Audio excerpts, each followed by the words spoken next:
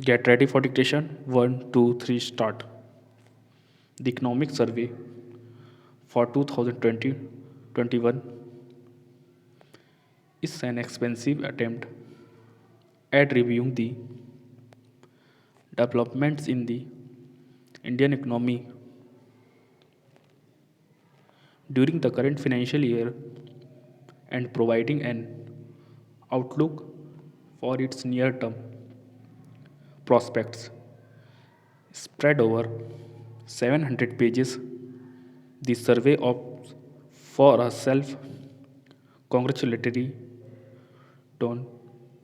while highlighting the policy achievements of the government in steering the economy through the treacherous souls of the most unfathomable global health emergency experienced in modern history, citing an approach that used graded public health measures to transform the short term trade off between lives and livelihoods into a win that would save both lives and livelihoods over the longer term. The survey asserts that India established a globally economic model of strategic policy making in containing the COVID 19 pandemic while helping the economic recover quickly from its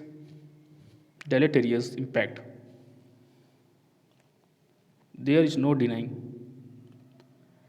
that the country appears to have not only flattened the curve but also crucially so far avoided a bruising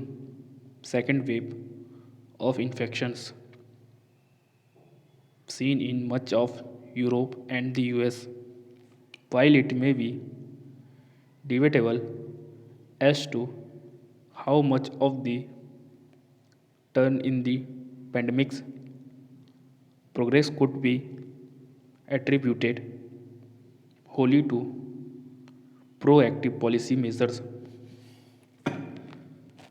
the survey's contention that India has turned the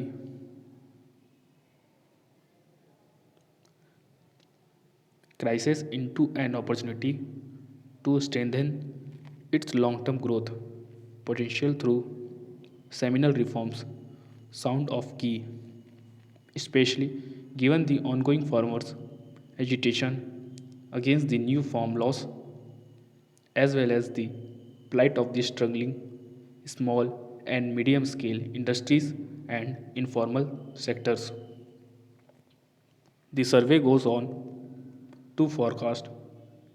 that the economy is currently experiencing a V shaped recovery that would enable GDP to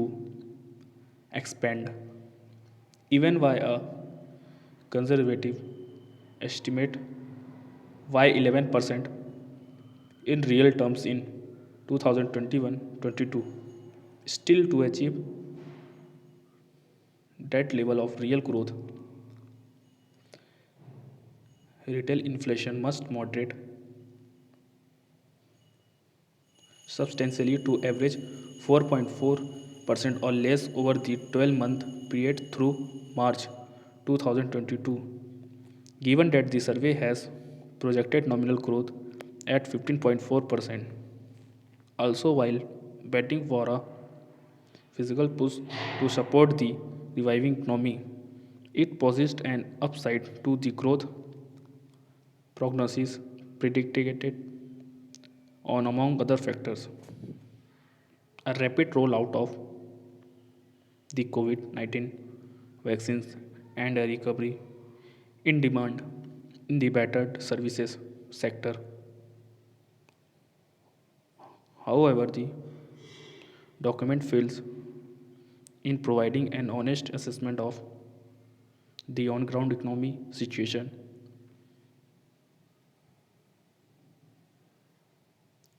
by overlooking key aspects,